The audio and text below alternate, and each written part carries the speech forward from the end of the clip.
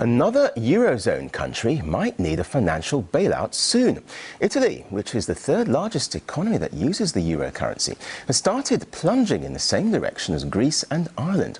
It comes as fresh protests sweep across Europe, with people angry at facing tough cuts to pay for it all.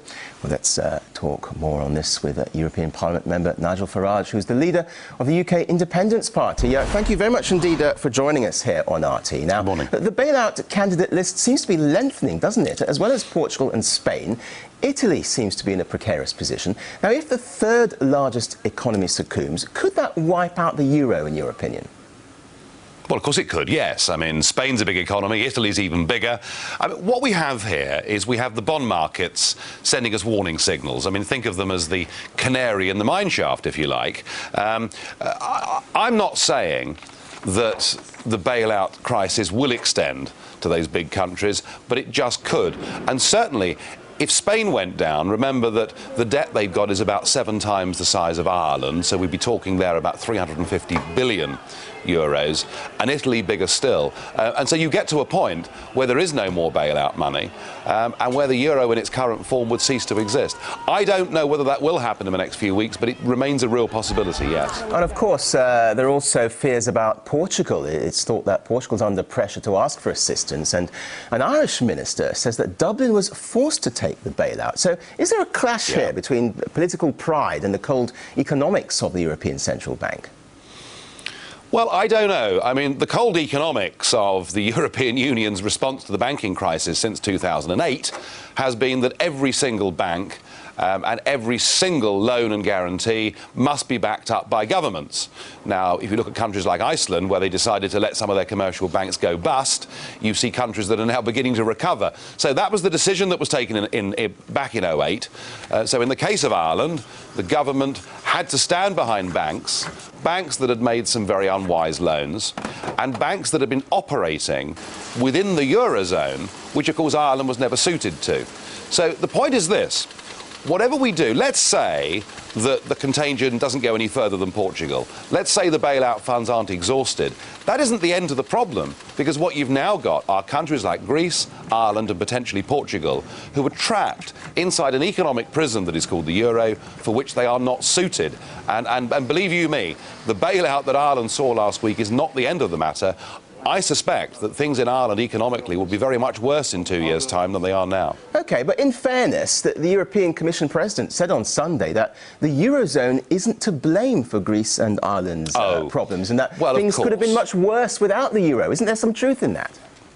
There is not a single piece of evidence for those claims by Barroso or Van Rompuy whatsoever. Listen, when Ireland joined the euro, there were people like me saying there was no benefit for the country, as most of their overseas trade was denominated in sterling or dollars anyway, and that to join the euro, they would have to have artificially low interest rates. And for the first 7 or 8 years of their membership of the euro, Irish rates were 3 to 4% lower than they would have been had the Irish kept the punt. And what that meant was that the property boom became the most massive speculative bubble, and that's why the bust is as bad as it is. And now Ireland finds herself in a euro where Eurozone interest rates are going to head up over the next couple of years at the very moment that they're trapped inside a deflationary downward spiral. All right, well, let's have a quick look. Let me just interrupt you there, if I may. I mean, if we look at the case of Britain, then, as an EU member, signed up to take the benefits of European harmony,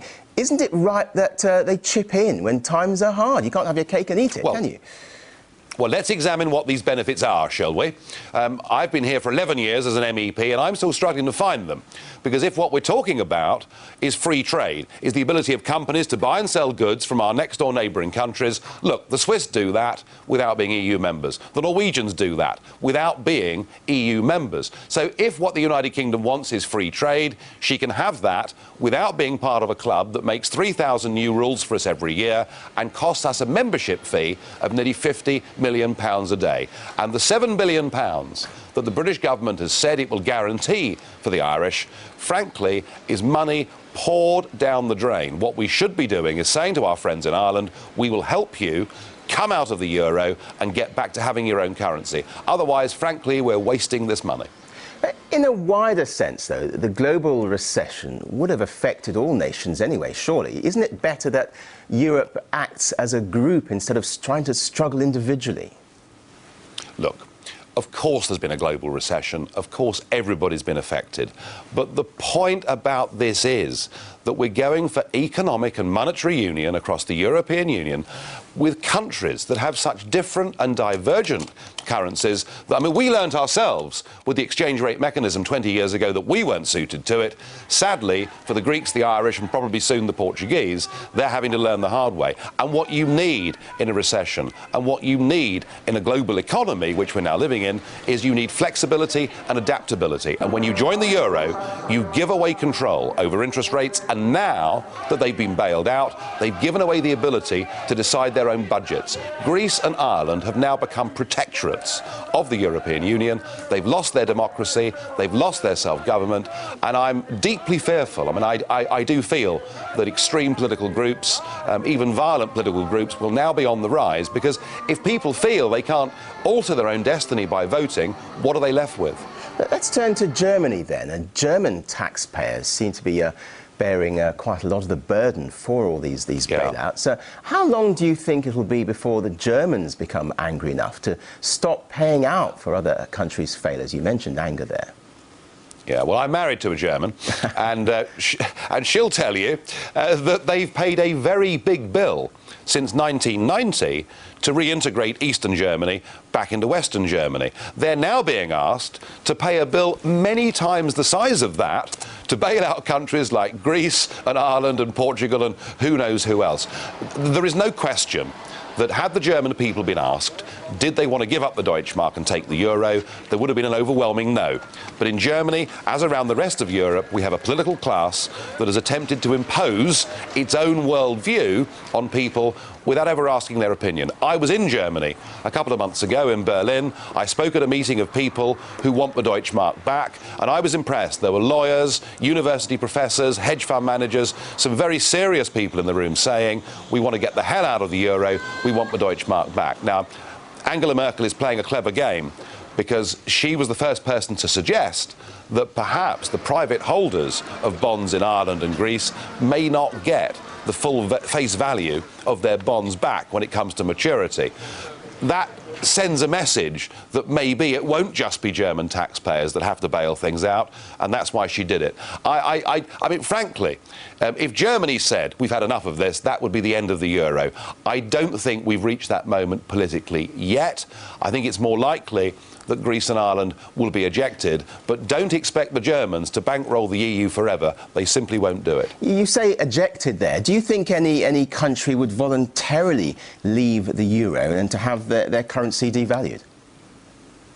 Well, they should do, but of course they won't, because what you have in Ireland and what you have in Greece are the same kind of political class that we have across the rest of Europe, and they've been set on this path of creating a European state for several decades now. They can't admit to themselves or their publics that they've got it horribly wrong. They can't admit that what we should be doing in Europe is having a trade organisation where we cooperate together but don't attempt political union. So no, they're not going to do it. And what we're going to see the rise of new political parties. We're going to see some massive changes in European politics over the next couple of years. I hope and pray that it won't be extreme nationalist groups that benefit from this, but I fear that it may be. I mean, despite all the troubles, for example, Estonia is looking to join the euro by 2011, I should say. Why would the zone accept new members amid all this struggle? Oh, because this is an empire. Mr. Barroso once said, I think 2 years ago, he said that the European Union was the first ever non-military empire. And what empires try to do is expand. So they'll have Estonia into the euro, and they'll try and make Croatia join the European Union next year or the year after. They think that all the while they're expanding, people will say, well, it must be going well, and it'll take their attention away from what's going on within. Sadly, it's too late. And all the opinion polls show that in Germany, in Greece, in Britain, in Ireland, and right across the European Union, increasingly the publics of Europe are holding the political class that have done this to them in increasing contempt. OK, we'll have to leave it there. Nigel Farage, thank you very much indeed for your forthright views here live on RT.